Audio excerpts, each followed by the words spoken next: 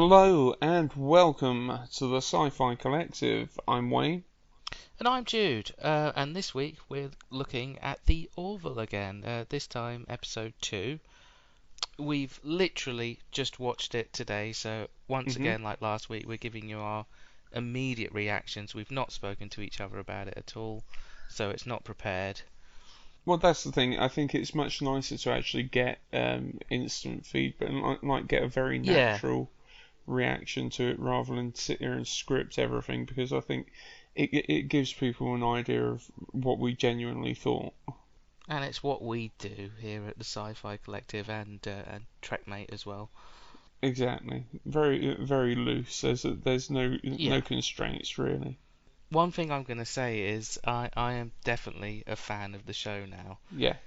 Like last week, we were getting to know it, getting to know the characters a little bit, but I said to you earlier on today, like, I really want to see this episode now. Like, hmm I really wanted to see it last week, but that was for a different reason because I've been waiting for it for months. But hmm this week it was because to see, where do they go with what they've introduced us to, what's gonna happen now. Well, that's the thing. After the first one, I thought, okay, it was all right. It was all Yeah. right. I liked it. I didn't love it, but I think Mhm. the second episode was so much stronger than the pilot. Mhm. Well, it didn't have the same tasks, did it? It didn't have to introduce you to all these people No. and the story. You know who these people are now. You might not know their names, Mhm. um, like perfectly. Like some of them might have stuck. Like I was saying to you, like I've got about 3 of them stuck in my head, and within Mhm. another week I'll probably have the rest. Yeah. Well, that's the thing. It will only take a few more episodes or a couple of rewatches to have Mm. those names firmly in your head. And for me, where last week, where the episode fell down, with regards to the comedy feeling very forced, this At episode, times it definitely did, yeah. I thought it was spot on. Yeah, I didn't get anything that awkward. I mean, obviously there was some like Seth MacFarlane Family Guy type humor in there, but hmm I thought it went well. Like I liked it, like with jokes about drugs and alcohol and hmm stuff. Again, like I said last week, one thing I like about this show as a TNG and Star Trek fan is I've got to believe a lot of this stuff seems a lot funnier to us hmm than it would for non-Trek fans. Yeah. Just to see someone make a hash brownie in a food replicator and like downing Yes. shots of tequila and stuff like hmm that. It's just definitely amusing. Well, that's the thing. On TNG, they restricted themselves so much by having synthahol, Yeah, but in this universe, they don't give a fuck. yeah. No, I did like that addition tonight, definitely. Oh yeah, by the way, like we are gonna try hard not to give spoilers. I mean, these aren't proper spoilers, are they? They're just tiny little things. Um, I don't, Or are we doing I spoilers? don't know I because thought, I think it's going to be hard to discuss it without giving things away. So I think maybe we're going to have oh, I was up for trying, but I don't uh, mind. it's going to be hard.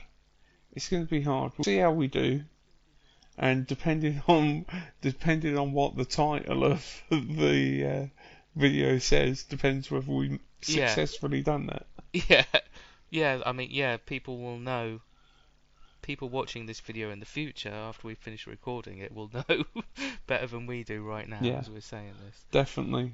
One thing I'll say without, while trying to keep spoiler free, is I loved Bortus's storyline this week. That the guy who's basically like Worf. You hit it on the head. That is exactly what I was going to say as well. Yeah, he had like the B story, I guess you'd call it. hmm But it was a good one. Very amusing. It was. There are so many things about it that I enjoyed. Whether it was the initial interaction between Captain Mercer and him, just like how does it happen? What do you do? Yeah. And I thought that was great because it's one of those things that we always in Trek. A lot of the species are very human, Hmm. so everything's done very human. So I like the fact that Bortus's uh, uh, species does things very differently. I also Yeah, love the fact that because they're agender, aren't they? They're meant to be just yeah, one.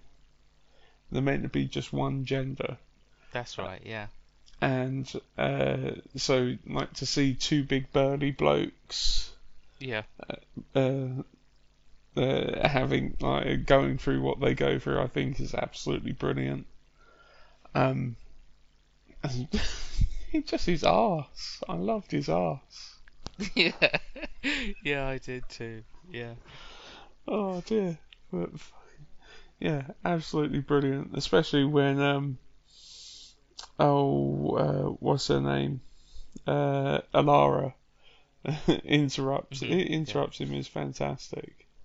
yeah, Oh, yeah.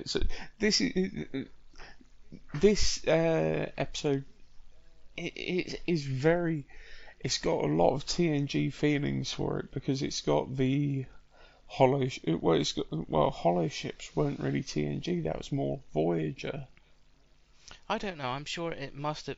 There must have been something like that in TNG because when I was watching the beginning of the show tonight, episode 2 of the Orville, I was like, I know where this is going. I know exactly what's going to happen here. Like I've watched enough Star Trek to know that Hmm. don't do it, don't do it. You know. Yeah. Oh God, this is difficult, isn't it? Walking the line of spoiler free or not. Oh, we're gonna have to just say spoiler alert if you're watching from this point on. You sure? Yeah. Oh, from this point on. Yeah, from this point on, we're gonna have to discuss things. But just not write anything on the video about spoilers at all. Yeah, Just leave that on the actual thing. Yeah. yeah, just leave it. If you're watching at this point, there's going to be spoilers. I mean, yeah, for God's sake, for people who are watching and thinking like, oh, I don't want to wait for my friend to Dropbox this to me. Like, I'm gonna wait 8 months to watch it on Fox UK or whatever. Like, why are you clicking on the video anyway? If you're gonna wait, you clearly kind of want to know, don't you? So we're just doing people a service. So yeah, no, I think we don't need to worry about spoilers because people wouldn't be watching the video otherwise. Yeah. Okay. All right. Well, I think the premise of a hollow ship abducting them was, I thought it was fine. I thought it was fun. Um, Mhm. I thought that because it was done in an entertaining way. Oh, definitely. Yeah. They go as far to lay the trap, Mhm. where we see Captain Mercer's parents Mhm. are supposed to be on this hollow ship thing, and they have like a whole 5 minute conversation with him, so he's totally convinced that they're on the ship, and he Mhm. doesn't want them coming aboard the Orville, so he insists on going to pick them up. So how Yeah. they're supposed to have got all that information to get them down as well as they did. I mean, we've not seen them before, but obviously, Captain Mercer's Mhm. convinced. No, exactly, and also, well, considering they said that their ship had scanned their entire database to to You're learn right, how actually, to yeah. trick them, they would have intercepted like subspace comms. Yeah, yeah, you're right, actually, yeah. I guess that does make sense, and that's why his dad, like, Talks starts talking about, his rectum, what do you call it? Yeah, his yeah. colon. Yeah. But yeah, and I think it's because also then that's got reminiscent feelings of TNG as well because there's been plenty of episodes of embarrassing parent episodes. Yes, yes, definitely, yeah. People being embarrassed of Yeah, their whether it's families. Worf or Geordie or Councillor Troy. But obviously this one goes further, and then you've got the dynamic of Mercer and his ex-wife, who's also his first officer, and then his mum, or this digitized version of his mum, like biting her Was tongue, it worth trying it? not to call her a bitch and stuff. I liked all that. And I can only assume from their reaction that the Orville definitely doesn't have transporters yet.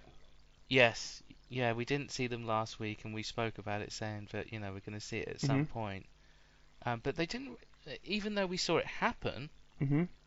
we didn't really see the crew or Mercer and the first officer talk about it much. No, just that the captain had disappeared. Mm. So I think that's. Yeah, it was all about what to do after that, and then eventually they decide to rescue them. But no one seemed to react that much to the Mhm. transporter. Um, what I would say this episode is, there are a lot of pop culture references. Well, yeah, one thing that I pointed out last week, I was trying to work out how to get it in one of the other videos we were doing, nods to Trek, but it wasn't really a nod to Trek. It's Kermit the Frog Mhm. seems to be his little mascot in Mercer's office, Yes. and then we see him later on. They bring it. Well, don't bring it with him.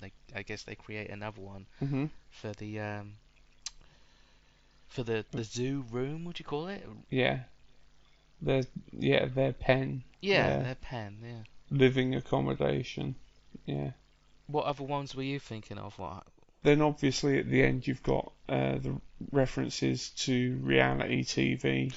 Oh my God, yeah, I'd forgotten about that. That was a good laugh seeing that. I mean, I didn't recognize the program that they were showing at Mhm. first, but then the aliens from the episode, I can't remember what the race was called, like start running down the list of like all the worst American reality Mhm. shows that are out there these days, which it would make total sense. An alien race what's fascinated with other species and sees humans as being underneath them. It makes total sense that they'd watch that stuff and Oh yeah. be mesmerized by the stupidity and disgustingness of humans. Definitely. Because that's what it is anyway, isn't it? That Definitely. stuff. But what I liked about that, as well as the Obi-Wan Kenobi reference by the Doctor Oh yeah, earlier, I'd forgot about is that the too. Orville has very much set itself in our future, where Yeah, Trek never really had any sort of um, references to our time. And the closest that we would get, I think, would be very like little. Stephen Hawking coming on board Mhm. TNG, and like a Voyager finding like an old Dodge or something out of space. Yeah, yeah, a lot of awkward stuff. I mean, the stuff I always liked in TNG is like how they describe us our time as being, like a barbarian type time where all we're past all that stuff, which is why I think people like me and you fell in love with TNG in the first place, is the fact that you've got this Mm-hmm. idealistic future. But in this universe, they've got Um, that idealistic but future, yeah, but the same absolutely oh, they've got it. it is still understood, and you can well, whether Kermit is still going strong in the future or whether he's just a relic of the past, we won't know. Whether Jim Henson Productions is still going in the 24th century. I don't see why not. I don't see why. He's a puppet frog who's already been voiced by like three different people or more for all I know. So Hmm. he could still be going 100 years from now. Yeah. Oh Why no, not? definitely. And as you said, I did appreciate the cannabis references. That like humans haven't Yeah, moved past recreational drugs. They probably actually embraced it yeah, more. yeah. I like that too. Definitely, definitely Um, gave me a giggle. Also, the whole zoo thing I thought was a very nice nod to the cage. To And also, it made me think of TNG as well. Was it called the Collector, or was that just the name of the guy? The guy that had Data that time. Yeah, I'm trying to think. I can't remember what that Was the episode was episode called. called The Collector, or what was that just his nickname? I think the episode might have been called The Collector, but no, I know where you're coming from with that, but I think this was an absolute reference to the Telosians and the cage, because that's what they were building. They were building a zoo. They were collecting two of every species. Yeah, you're right. Yeah, yeah. Yours makes a lot more sense. But I think where with the cage, they're sort of like examining them and trying to influence them to do these different things. In the Orville, they're just Mhm. observing, Yeah. just letting them go Yeah. like animals. Exactly. Exactly. And that's the thing. But I think you can definitely see uh, how it, how far CGI has helped improve the storytelling in the sense of seeing just the scale of the menagerie that these aliens have built. Uh, so where Hmm. sets were really limited in the 60s and the 80s, it's like now if you can imagine it, you can near enough make it.